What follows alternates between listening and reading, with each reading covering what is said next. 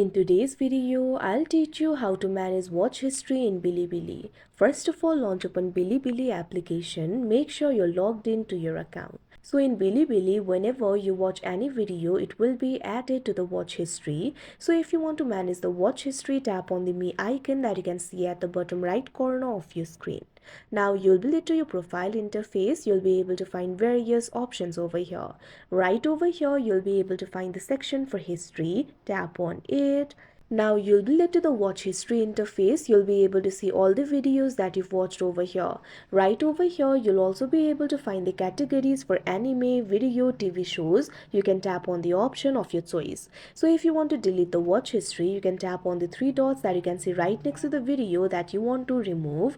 Now once you do that, you'll be able to find the option for delete. Tap on it.